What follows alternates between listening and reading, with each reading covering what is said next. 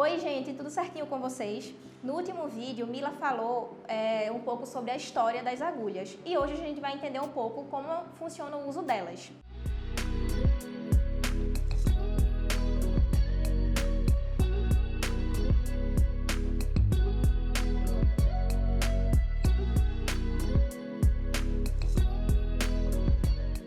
A agulha é tão importante quanto a máquina de costura e que sem ela a gente não consegue fazer uma peça. Tem alguns pontos bem importantes antes da gente entrar totalmente no universo da costura.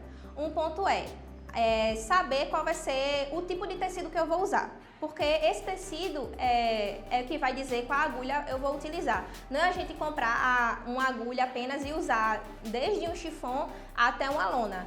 Elas têm as suas classificações nesse sentido. Outro ponto é a questão da durabilidade dela. O tempo útil de uma agulha é de 12 horas. Após isso, ela pode apresentar alguns tipos de problemas que, se a gente não tem esse conhecimento da agulha, a gente fica sem entender qual é esse problema. Então, é muito importante a gente entender qual é esse processo. Então, somando com o processo de qual tecido eu vou usar e saber qual é a numeração para essa agulha, eu preciso também entender qual é o comprimento e o ponto que vai ser usado na máquina. Então, se eu tiver o tecido e eu tiver a agulha adequada, mas eu não tiver o comprimento e a tensão ajustada ao tipo de tecido que eu preciso, a gente vai ter um tipo de dificuldade de costura. Então, além disso, tem essa questão também, é um conjuntinho. Vai ser o conjunto do tecido, o tipo da agulha, a numeração da agulha, o comprimento e o ponto. Então agora a gente vai entender como são as classificações dela. A classificação ela vai do número 9 ao número 18, que vai de tecidos mais finos até os tecidos mais grossos. E além disso, a gente também tem a questão das pontas, os tipos de pontas que ela pode ter. Ela pode ser ponta seta, que a gente geralmente costura com tecidos planos, tecidos, uma agulha que é chamada universal, ou ponta bola, que a gente consegue costurar tecidos mais finos e também alguns tecidos que são mais elásticos, isso na máquina reta doméstica. Aí, agora a gente vai olhar um pouquinho aqui como é que funciona. Porque quando a gente observa essas duas embalagens, elas parecem as mesmas. Mas onde é que a gente consegue enxergar qual é a diferença dela? Aqui, nessa daqui, ela diz que a agulha é universal.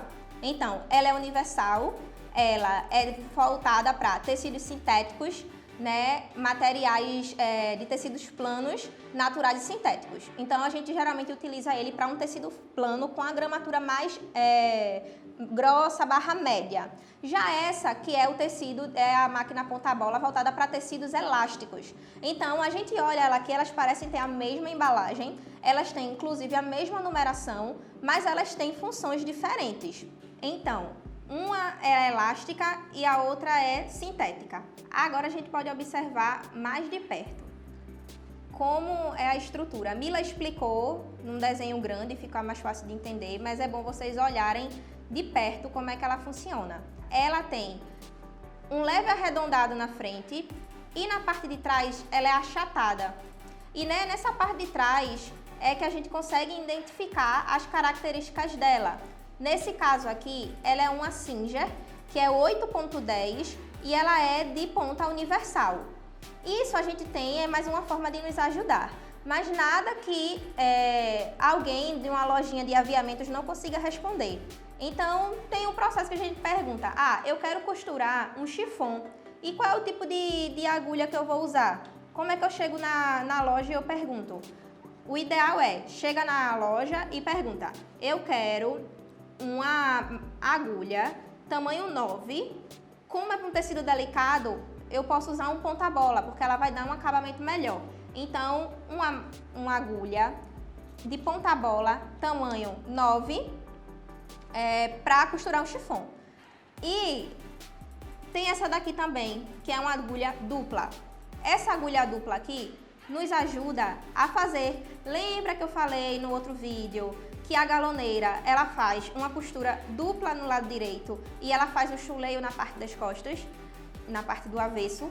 Muita gente que não tem essa máquina acaba usando ela como alternativa para costurar camisas de malha. Por exemplo, eu quero fazer uma camisa de malha.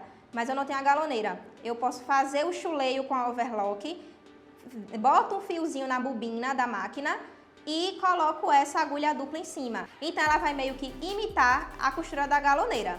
Essa é a função da agulha dupla, né? Tem outras também decorativas, mas muita gente acaba usando nesse sentido. Tem outra daqui que é interessante mostrar, que já é a industrial. Essa é uma reta industrial. E qual é a diferença entre uma agulha de máquina reta industrial para uma doméstica? A industrial ela é toda arredondada e a forma que a gente coloca na máquina, o buraquinho dela a gente bota do direito para o esquerdo. Na doméstica a gente coloca de frente para trás. Aí a gente consegue identificar a diferença delas. Agora a gente vai entender um pouco sobre a questão da numeração dessas agulhas. A agulha de número 9, ela é focada para tecidos finos e bem delicados, como chiffon, como uma seda. Também temos a agulha 11, que a gente usa para tecidos mais delicados também, mas ela é um pouco mais grossinha, que já dá para a gente costurar um cetim, um voal, um crepe, que também é fininho, mas tem uma gramatura um pouco mais grossa. E tem a agulha número 14, que ela é basicamente a mais usada, é a que geralmente vem nas máquinas quando a gente compra, e ela costura tricoline, linho, percal, que é tecido voltado para roupa de cama. Então assim, gramatura média a gente usa 14. Tem também a agulha 16, que ela já é de tecido médio a tecidos mais pesados. Então a gente consegue usar para fazer, para costurar um gabardine ou costurar aquelas tecidos voltados para cortinas. E para terminar tem a agulha número 18, que ela é a mais grossa. E ela é focada para estofado, couro, couro de banco, de carro, essas coisas. São a gramatura mais grossa, ela é considerada a agulha mais grossa.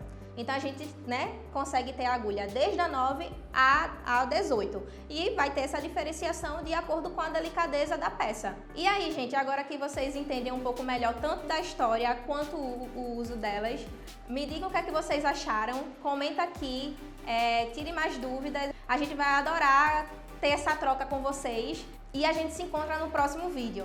Um beijo e até mais!